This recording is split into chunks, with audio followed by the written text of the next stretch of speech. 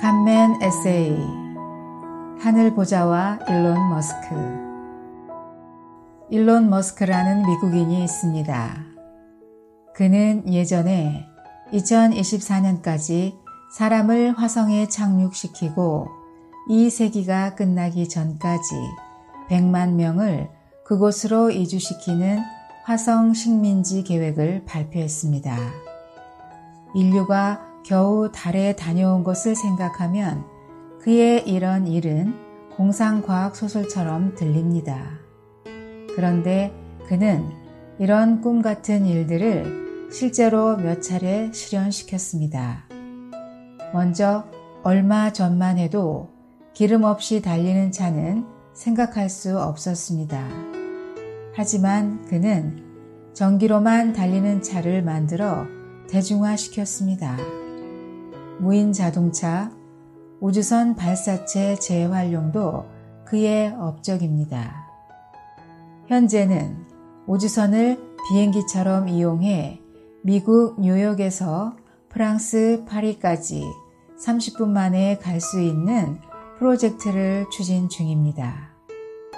이 정도만으로도 이미 그는 인류 역사에 큰 족적을 남겼습니다. 그는 원래 남아공 출신 미국 이민자인데 어릴 때부터 기억력이 뛰어났고 친구들과 노는 것보다 책 읽기를 좋아했습니다. 14세인 사춘기 시절부터 삶의 목적, 즉 인생의 의미를 추구하던 중에 은하수를 여행하는 히치하이커를 위한 안내서 같은 공상과학 소설에 큰 영향을 받았다고 합니다. 아쉬운 것은 그가 인생의 의미를 고민하여 방황할 때 사람은 하나님 닮는 질그릇으로 지어졌음을 누군가가 그에게 알려주었으면 어떠했을까 하는 것입니다.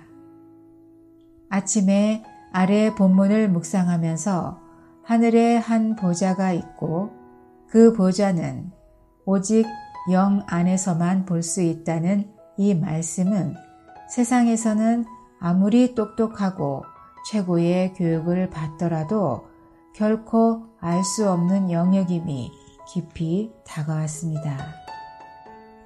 나는 즉시 영 안에 있었습니다. 보십시오. 하늘에 한 보좌가 놓여 있었고 그 보좌에 한 분께서 앉아 계셨습니다. 계시록 4장 2절. 사도 요한은 요한계시록 1장에서 3장에서 소아시아에 있는 7 교회들과 그 사이를 거니시는 분을 소개한 후에 위 4장 서두에서 우리의 시선을 이 땅으로부터 보좌가 놓여있는 저 하늘로 이끕니다. 그것은 어린 양께서 7 봉인을 차례로 떼실 때마다 이 땅에서 펼쳐지는 일들이 사실은 위 보좌에서 비롯되고 보좌가 주관하는 일임을 보여주려는 것입니다. 영 안에 있는 사람은 이것을 감지할 수 있습니다. 나는 영 안에 있었습니다. 영어 흠정역과 웹스터스 바이블 트랜슬레이션은 위 본문의 영을 소문자 S를 써서 성령이 아닌 사람의 영임을 나타내고 있습니다. 물론 거듭난 사람은 영이신 하나님이 그들의 영 안에 들어와 계심으로 요한은 자신의 연합된 영 안에서 하늘의 보좌를 보았습니다. 참고로 사람의 영은 피조된 사람이 하나님을 접촉하는 기관입니다. 그러므로 스가랴는 이 영을 귀히 여겨 여호와를 하늘들을 펼치시고 땅의 기초를 놓으시며 사람 안에 영을 지으시는 분으로 소개했습니다. 그러나 아담의 타락으로 이 영은 기관은 있으되 기능이 죽게 되었습니다. 에베소서 2장 1절.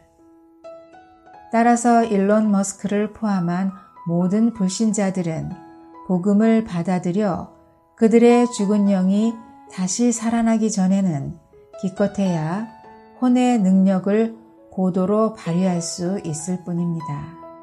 즉, 이들은 몸으로는 물질 세계를, 혼으로는 정신 세계를 접촉하지만 영의 세계는 알 수 없는 영적으로 죽은 자들입니다. 하늘의 한 보좌. 역대로 하늘 보좌를 사도 요한처럼 직접 본 사람은 소수입니다. 따라서 대다수는 이 보좌를 볼 수 없기에 인식하지도 못하고 살고 있습니다.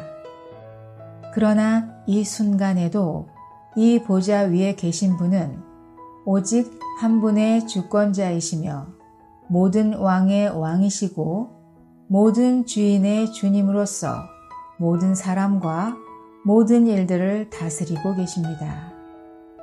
몇 가지 사례를 소개하면 다음과 같습니다. 먼저 욥의 경우입니다.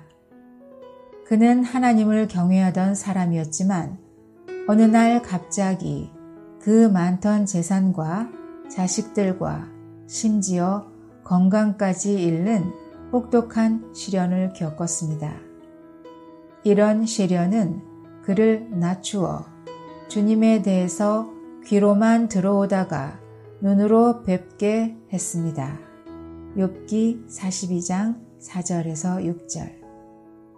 그 후에 하나님은 그에게 재산과 자식들을 새롭게 얻게 하셨는데 사실은 이 모든 일은 이미 하늘 보좌에서 사전에 논의되고 허락된 것이었습니다. 욥기 1장 6절에서 12절, 2장 1절에서 6절. 북이스라엘의 왕 아합이 하나님 보시기에 온갖 악행을 저질렀습니다. 그는 시리아 왕과 전쟁할 때 죽지 않으려고 왕이 아닌 일반 병사처럼 변장을 하고 나갔습니다. 그런데 어떤 사람이 무턱대고 쏜 화살이 그의 갑옷과 가슴바지 사이를 뚫고 들어와서 죽었습니다. 어찌 보면 우연한 사고처럼 보이는 이런 일도 사실은 보좌에서 사전에 계획된 일이었습니다. 열왕기상 22장 19절에서 22절. 신약 백성인 우리도 보좌에서 비롯된 7영의 다스림 아래 살고 있습니다. 성경은 보좌 위에 계신 어린 양의 7눈이 온 땅에 보내어지신 하나님의 7영이라고 말씀합니다. 따라서 히브리서가 말한 은혜의 보좌 앞에 담대히 나아가는 것은 우리가 우리의 영 안에 계신 7영을 통해 하늘의 보좌 앞에 나아가는 것을 의미합니다. 히브리서 4장 12절 16절. 우리가 이처럼 하늘과 땅을 잇는 광 케이블과도 같은 분을 통해 하늘 보좌에 나아갈 때 은혜를 받게 되는데 보좌에 계신 주님은 이 은혜, 즉 흐르는 생명 공급과 우리 옛사람의 성분을 태우고 심판하는 불을 통해 우리를 다스리고 계십니다.